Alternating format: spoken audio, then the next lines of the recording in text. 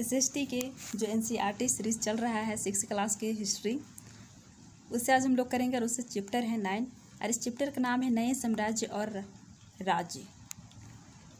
इतना दिन तक अपलोड नहीं हो रहा था वीडियो, उसके लिए माफ़ी चाहती हूँ, लेकिन अब स्किप नहीं होगा, अब डेली हो जाएगा। तो चलिए स्टार्ट करते हैं। और स्टार्ट करने से पहले जो चैनल को सब्सक्राइब नहीं किया है चैनल को सब्सक्राइब कर लीजिए ऐसा वीडियो पाने के लिए। तो चलिए स्टार्ट करते हैं।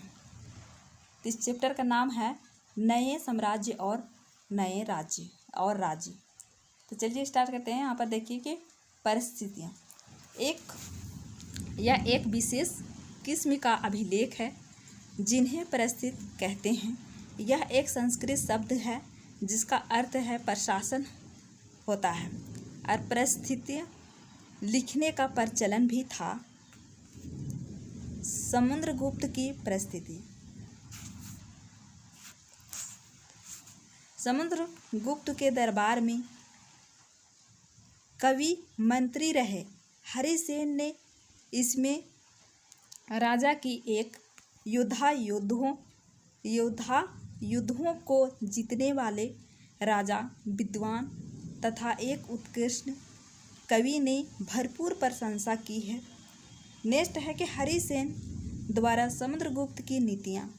पहला है आर्यावर्त के 9 शासकों को समुद्रगुप्त ने हराकर उनके राज्य को अपने साम्राज्य में मिला लिया था। दूसरा है दक्षिणापथ के 12 शासन आते हैं। इन सब ने हार जाने पर समुद्रगुप्त के सामने समर्पण किया था। दक्षिणापथ में जो 12 शासन आते थे वो हार जाने के बाद समुद्रगुप्त के सामने वो समर्पण कर दिया था। अब तीसरा में क्या है? तो तीसरा में है, इसमें कौन कौन सा आता है देखिए। असम, तटीय बंगाल, नेपाल और उत्तर पश्चिम के कई गुण या संघ आते थे। यह समुद्रगुप्त के लिए उपहार आदि थे। उनकी आज्ञाओं का पालन करते थे तथा उनके दरबार में उपस्थित हुआ करते थे। चौथा है कुषाण तथा शक वंश और श्रीलंका के शासन भी थे। इन्होंने समुद्रगुप्त की अधीनता स्वीकार की और अपने पुत्रियों का विवाह उससे किया। विक्रम संवत, चलिए देखते हैं इसे। 58 ईसा पूर्व में प्रारंभ होने वाले विक्रम संवत को गुप्त राजा चंद्रगुप्त द्वितीय के नाम से जोड़ा जाता है।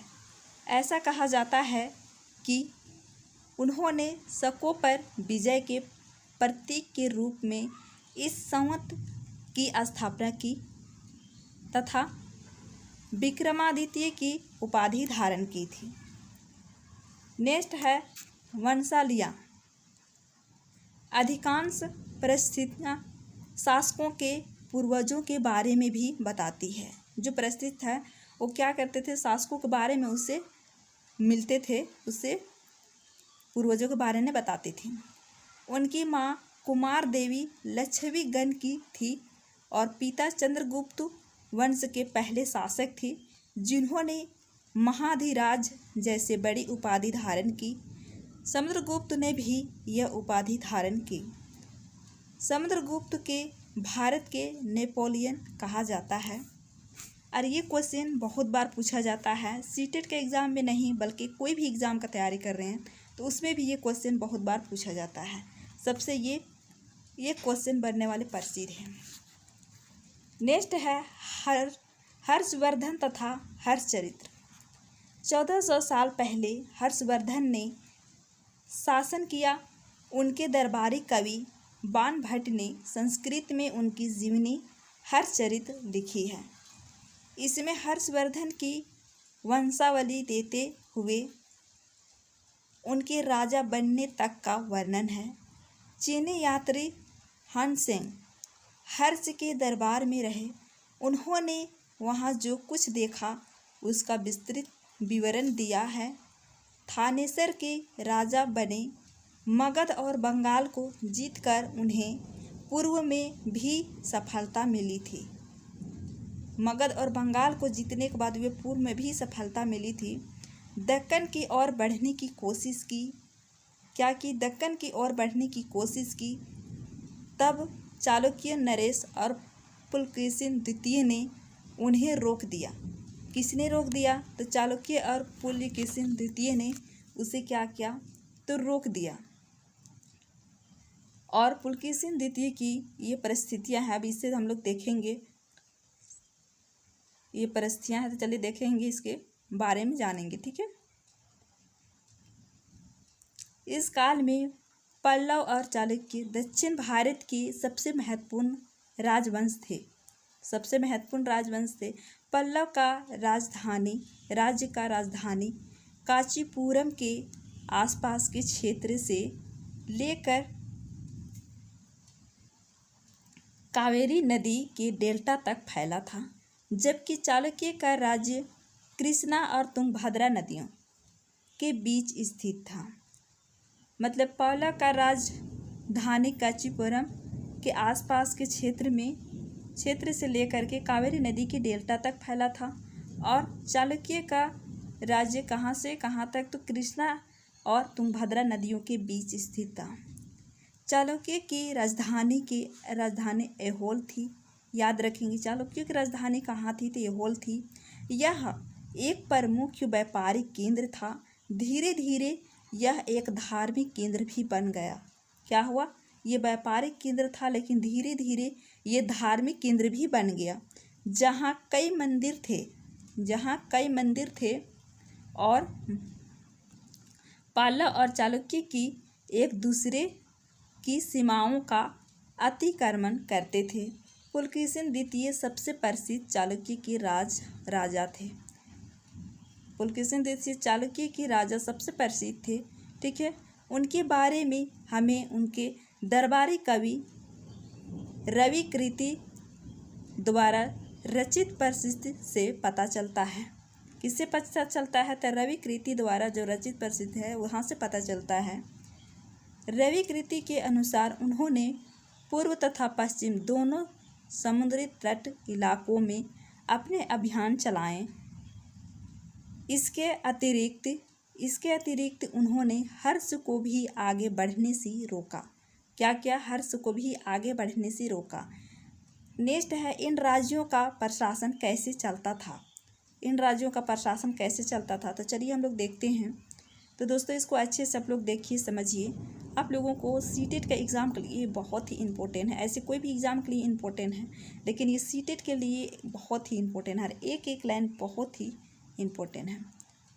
प्रशासन की प्राथमिक इकाई गांव होते थे, लेकिन धीरे धीरे कई नए बदलाव आए। गांव होते थे, लेकिन धीरे धीरे क्या हुआ? बदलाव आए। कुछ महत्वपूर्ण प्रशासनिक पद आनुवंशिक बन गए। कभी कभी एक ही व्यक्ति कई पदों पर कार्य करता था। कभी क्या होता था? एक ही व्यक्ति कई पदों पर कार्य करता था। वहाँ के स्थानीय प्रशासन में प्रमुख व्यक्तियों का बहुत बोलबाला था। नेक्स्ट है कि एक नए प्रकार की सेना। सामंत भूमि से कर वसूलते थे। सामंत क्या करते थे? तो भूमि से कर वसूलते थे, जिससे वह सेना तथा घोड़े की देखभाल करते थे, और साथ ही वे इससे युद्ध के लिए हथियार जुटाते थे। क्या करते थे? तो इससे युद्ध के लिए हथियार जुटाते थे। दक्षिण के राज्यों में सभाएं। तो चलिए अब इसे भी देखते हैं। ठीक है ना। दक्षिण के राज्यों में सभाएं। पल्लव के अभिलेखों में कई स्थानीय सभाओं की चर्चा है। क्या है? तो चर्चा है।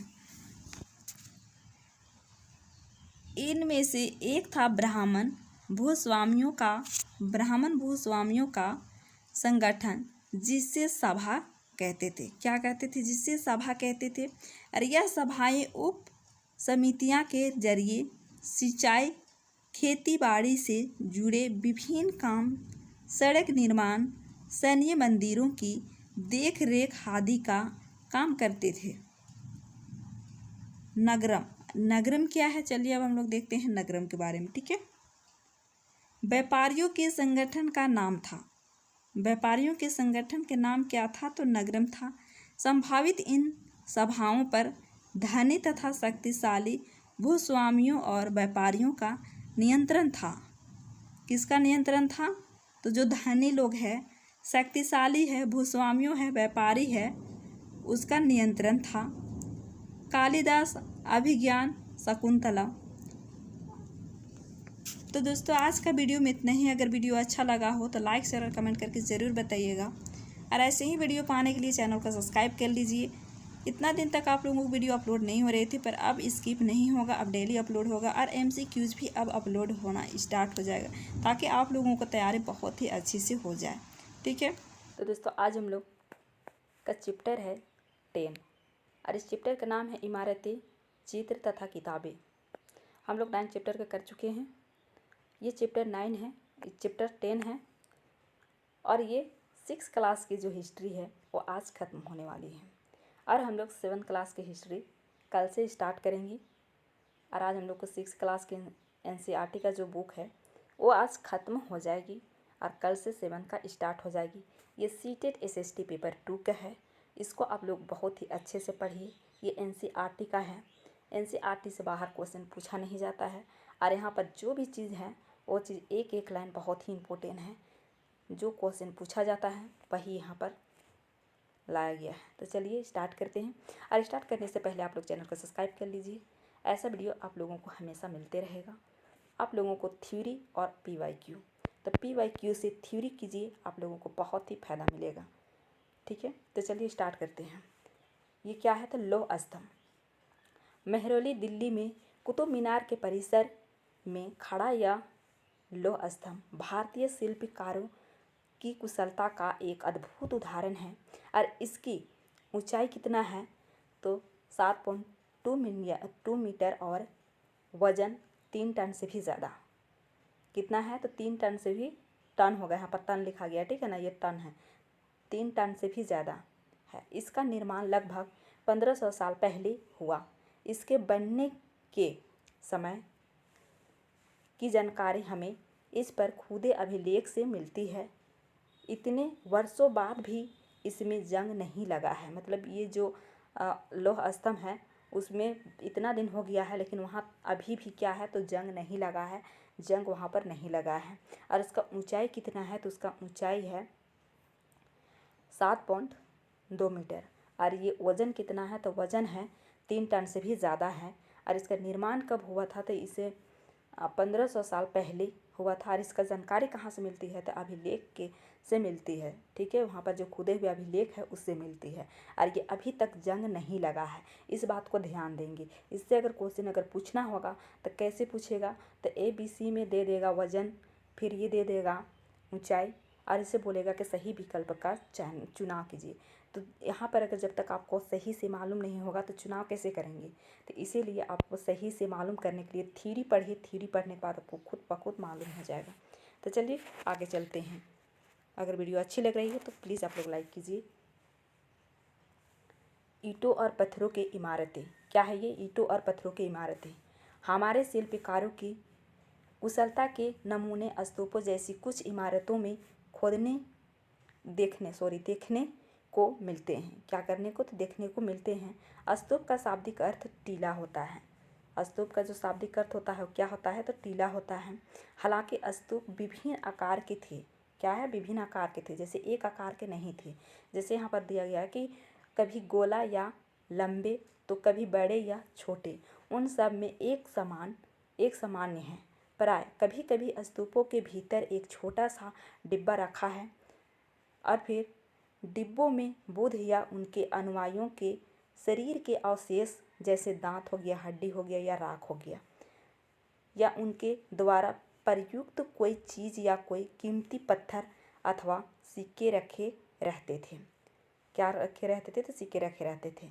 इस चीज़ को आप एक एक लाइन आप लोग अच्छे से देखिए और अच्छे से पढ़िए। एक एक लाइन बहुत ही इम्पोर्टेंट है। इस धातु मंजूसा कहते हैं। धातु को मंजूसा कहते हैं। प्रारंभिक स्तूप धातु मंजूसा के ऊपर रखा मिट्टी का टीला होता है। क्या होता है? मिट्टी का टीला होता था।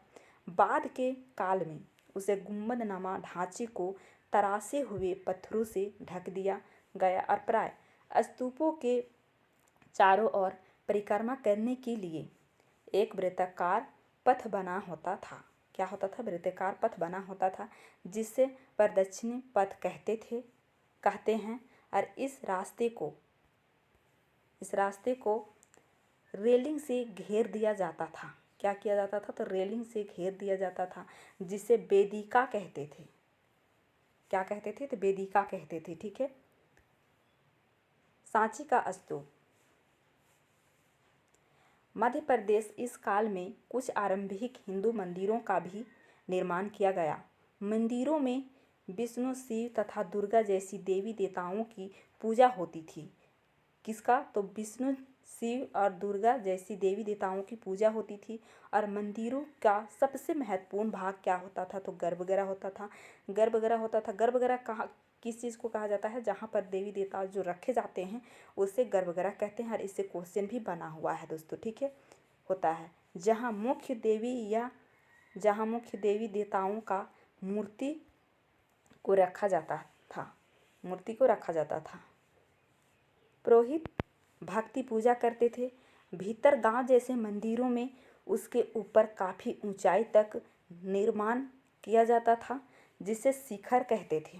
जैसे मान के चलिए ये क्या है? तो ये एक मंदिर है। ठीक है। और यहाँ पर क्या रखा हुआ है? तो देवी देवता रखा है। लेकिन इसी के ऊपर जो ये बना हुआ रहता था वो क्या था? तो उस मीनार की तरह, तो वो क्या था? तो शिखर था। उसका नाम क्या है? तो शिखर है। ये चीज़ भी पूछा गया है। इससे भी आपको ABC में दे देगा और बोलेगा कि सही जो विकल्प है उसे चुनिए। तो जब तक इसे देखिएगा नहीं, पढ़िएगा नहीं, तो आपको समझ में नहीं आएगा। इसीलिए आप लोग थ्योरी भी पढ़िए और PYQ भी लगाइए, तो आप लोगों को अच्छे से समझ में आएगा। ठीक है। तो जो गर्भगृह है वो क्या है? तो जहाँ पर देवी देवता का रखा जाता है वो होता है गर्भगृह। और जो शिखर है, ये जो मीनार की तरह दिखाई दे रहा है वो क्या है? तो इसके शिखर कहते हैं। और अधिकतर मंदिरों में मंडप नामा की एक जगह होती थी। जैसे कि ये है तो यहाँ बाहर में एक मंदिर है। अब यहाँ पर जगह है और यहाँ पर बैठ करके क्या करते थे? यह एक सभागार होता था। मतलब यहाँ पर बैठ करके इकट्ठा होकर के ये कहा करते थे, तो वहाँ कुछ इकट्ठा होकर के रहते थे। ठीक है। और वहाँ पर बैठते थे। और महाबलीपुरम और ऐहोल मंदिर, स्तूप तथा मंदिर किस तरह बनाए जाते थे? तो चलिए इसे भी देखते हैं हम लोग। ठीक है। पहले अच्छे किस्म के पत्थर ढूंढकर शिलाखंडों को खोदकर निकालना होता था। क्या करना होता था? तो अच्छे जो पत्थर था उसे ढूंढ करके और शिलाखंडों को खोद करके निकालना होता था। यहाँ पत्थरों को काट कर छाँट कर तराशने के बाद खंभों, दीवारों की चौखटों और फर्शों तथा छतों का आकार दिया जाता था। मुश्किल सबके तैयार हो जाने पर, मतलब मुश्किल होता था पर तैयार हो जाने पर सही उन्हें लगाना काफ़ी मुश्किल का काम था। मतलब उसे सही जगह से तराशना उसे मुश्किल का काम था, लेकिन उन सारी चीज़ों को करते थे। उसके बाद है पुस्तकों की दुनिया। अब चलते हैं हम लोग देखते हैं। ठीक है। पुस्तकों की दुनिया। 1800 साल पहले एक प्रसिद्ध तमिल महाकाव्य शिल्पदिकारम की रचना इलांगो नामक कवि ने की। पुरानी कहानियाँ, पुराण का शाब्दिक अर्थ है प्राचीन। पुराण का शाब्दिक अर्थ क्या है? तो प्राचीन है। इनमें विष्णु, शिव, दुर्गा या पार्वती जैसी देवी देवताओं से जुड़ी कहानियाँ हैं। 2 संस्कृत महाकाव्य और महाभारत और रामायण लंबे अरसे से लोकप्रिय रहे हैं। कौन कौन सा? तो महाकाव्य, महाभारत और रामायण ये लंबे अरसे से क्या है? तो लोकप्रिय रहे हैं। और पुराणों और महाभारत दोनों को ही व्यास नाम के ऋषि ने संकलित किया था। संस्कृत रामायण के लेखक वाल्मीकि को माने जाते हैं। ठीक है। यहाँ तक ये समझ में आ गया। अब चलते हैं नेक्स्ट में क्या है? तो विज्ञान की पुस्तकें। इसी समय गणितीय तथा खगोलीय शास्त्री आर्यभट्ट ने संस्कृत में आर्यभट्ट नामक पुस्तक लिखी। इसमें उन्होंने लिखा कि दिन और रात पृथ्वी के अपने ध्रुव पर चक्कर काटने की वजह से होते हैं।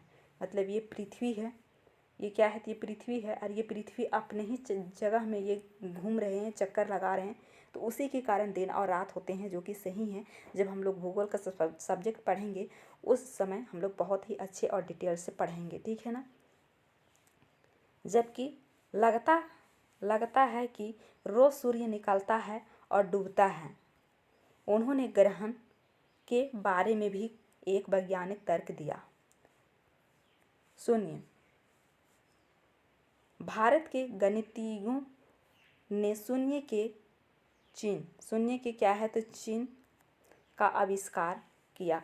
आयुर्वेद, प्राचीन भारत में आयुर्वेद के 2 प्रसिद्ध चिकित्सक थे, रचक और रचक संहिता और सिद्धि शास्त्र, प्रथम द्वितीय शताब्दी ईस्वी और सुश्रुत संहिता में शल्य और चिकित्सा, ये 14वीं शताब्दी ईस्वी में। तो आज का ये चैप्टर खत्म हो गया यहीं पर, ठीक है। तो अगर वीडियो अच्छा लगा हो तो लाइक, शेयर और कमेंट करके ज़रूर बताइएगा, और इस वीडियो को जितना भी आप लोग चाहे शेयर कर सकते हैं ताकि सभी को फ़ायदा हो सके। तो फिर मिलते हैं नेक्स्ट वीडियो में।